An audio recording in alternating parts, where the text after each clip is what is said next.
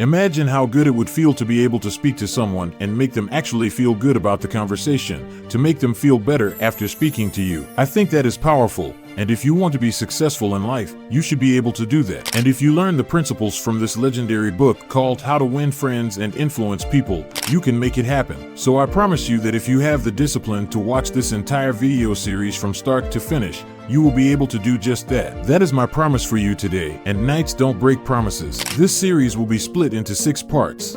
Currently, you are watching part 6, so if you haven't seen the previous parts, click on the card in the top right corner where you will be able to see them. This book was written in 1937, and the reason this book is so relevant even to this day is because Dale Carnegie constantly worked on revising it. He revised it until the day of his death, which was in 1955, and many people after him revised it as well. So this book has literally lifetimes worth of knowledge. Carnegie also highlights 8 things this book is going to help you with. 1. Get out of a mental rut. Think new thoughts, acquire new visions, and discover new ambitions. 2. Make friends quickly and easily. 3. Increase your popularity. 4. Win people to your way of thinking. 5. Increase your influence, your prestige, and your ability to get things done. 6. Handle complaints, avoid arguments, and keep your human contact smooth and pleasant. 7. Become a better speaker and a more entertaining conversationalist. 8. Arouse enthusiasm among your associates. And this book has done so for more than 10 million readers,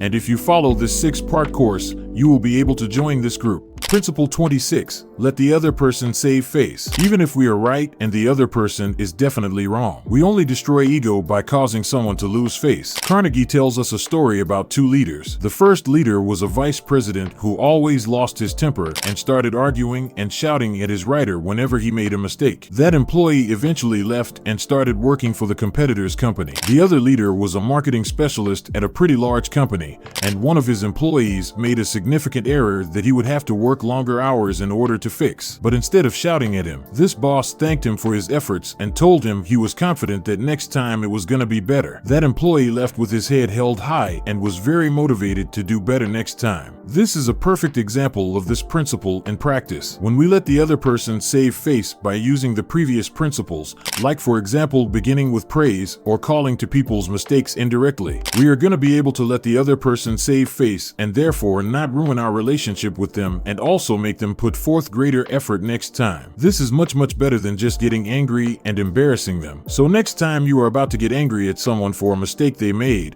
always think about how you can do it and let them save face. When you are in a position of power, it is very tempting to call attention to someone's mistakes directly and embarrass them in front of others. And while this is very tempting, it won't do anything for you. The person you embarrassed will despise you, and all you got from it was a slight feeling of pleasure. Principle 27. Praise the slightest improvement and praise every improvement. Be hearty in your approbation and lavish in your praise. The words of praise can greatly change someone's course of life, for the better or for worse. One genuine praise can butterfly effect itself into tremendous success. Carnegie tells us the story about his friend who was a dog trainer. Carnegie says that he loved watching him train dogs, and one day it made him come to a very important realization. When training a dog, you don't punish him when he does something wrong. You reward him when he does something which was right. You praise him and give him a treat when he does something right. Animal trainers have used this technique for ages, and yet we've never thought to try it out on each other. It is far better to influence someone using meat rather than a whip. A punishment does nothing other than discourage the person and make him not want to do it next time.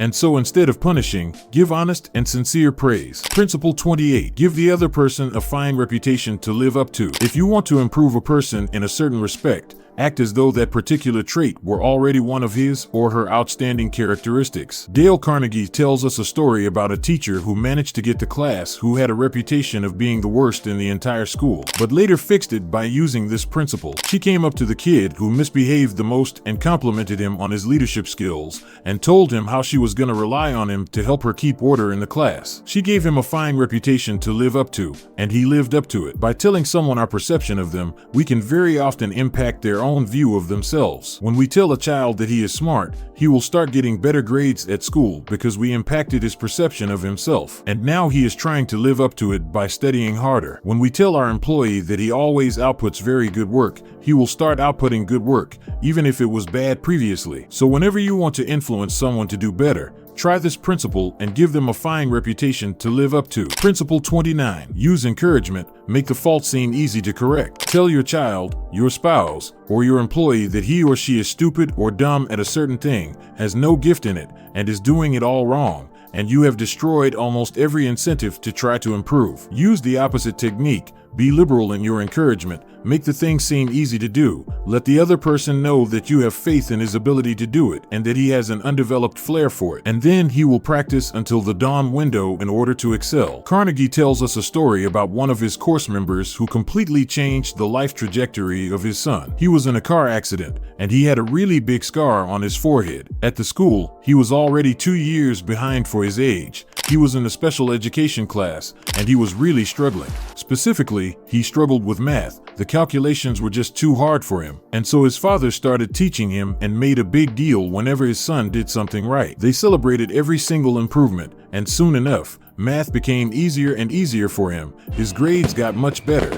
and he even improved in other classes. This principle is all about giving the people around us a positive mindset. We want to let them know that anything is possible. They just have to put in some work. So if you are ever in some leadership position, try thinking about this principle and using it. It will do wonders for you. Principle 30. Make the other person happy about doing the thing you suggest. In this principle, Carnegie tells us how a course member of his increased his employees' work output by giving them new roles like supervisor of price tag posting. As we learned in the previous principles, giving someone a sense of importance makes them feel much happier and excited about doing the things we want them to do. This principle is kinda like bribing someone. Imagine bribing a police officer. You make the police officer do what you want, which is potentially getting away with a crime by giving him money, which makes him happy. If you want an increased performance from the people you are trying to lead, make them happy to do so. Think to yourself about what's in it for them right now. This is actually a pretty interesting point. Most of the time, the things we try to make others do are forms of delayed gratification,